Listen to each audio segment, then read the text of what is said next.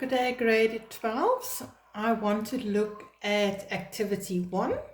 Let's first read through the audit opinion given over here. Audit opinion, we have examined the financial statements set out on page 10 to 28. In our opinion, the financial statements fairly present in all material respects the financial position of the company at 28 February 2019.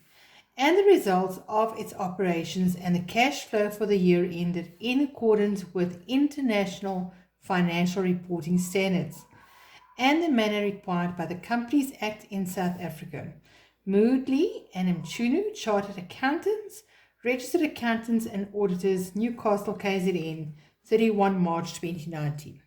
Now the first question is, why does the Companies Act make it a requirement for public companies to be audited by independent auditors?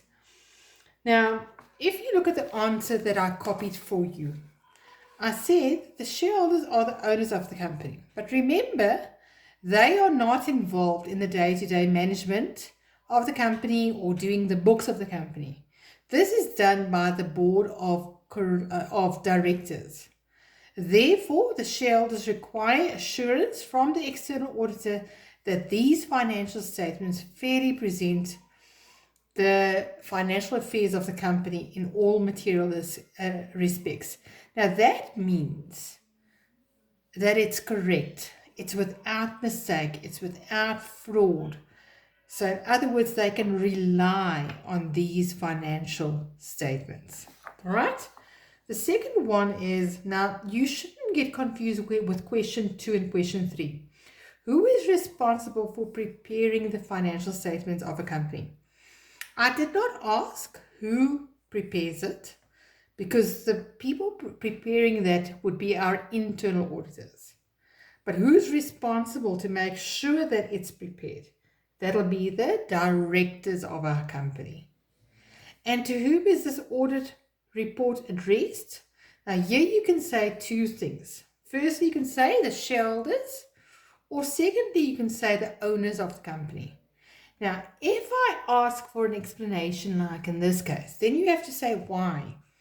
And this answer is very simple, because these owners, these shareholders, they actually appoint the external auditor. Now, did KZN Limited receive a qualified or unqualified report? Briefly explain your choice. Now, firstly, you have to understand what is the difference between qualified and unqualified. Here I want you to remember which one is the good one, which one is the one that we want. Our qualified one or unqualified one is the good one. This is what we want. This means there's no errors. It's correct. Qualified is not a good one. Why not? Because this means they qualify for changes. They qualify for things that needs to be corrected. So qualified is not good. It's not like when you're qualified to do a job. This means it qualifies for changes, for corrections. So this is the one that we want it to be, unqualified. Now, I know that it's unqualified when we see this sentence over here. The financial statements fairly present in all material respects the financial position of the company. And that's how I know it is unqualified. So that's my answer. Unqualified opinion. Financial statements present fairly in all material respects the financial result and position and cash flow of the company. So if you were to quote that sentence there, you would get full marks. Question 5. Explain why the independent auditor stipulated these page numbers in the report. Now, you will remember when I explained this, I told you that an independent auditor is paid per hour that they work. Okay? So they do not have time to go and do everything or redo the whole year's work. So they do spot checks.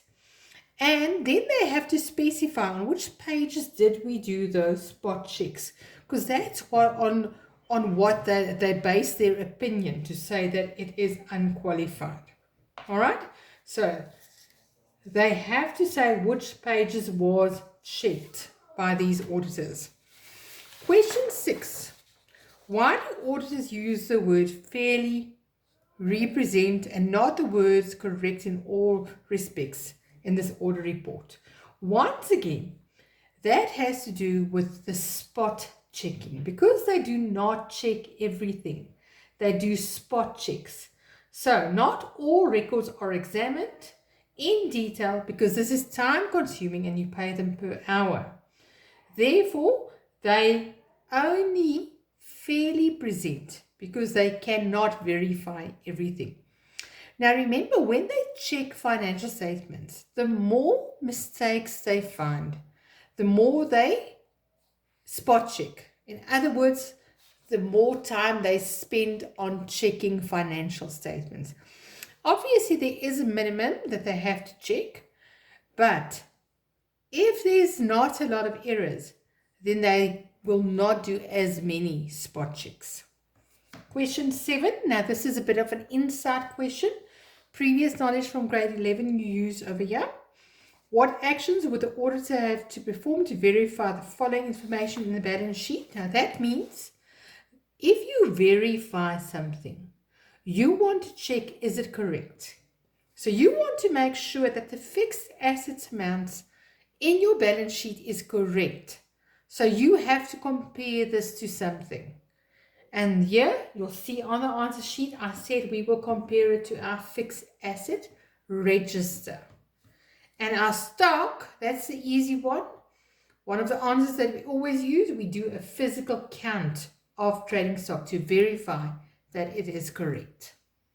Thank you, grade 12s.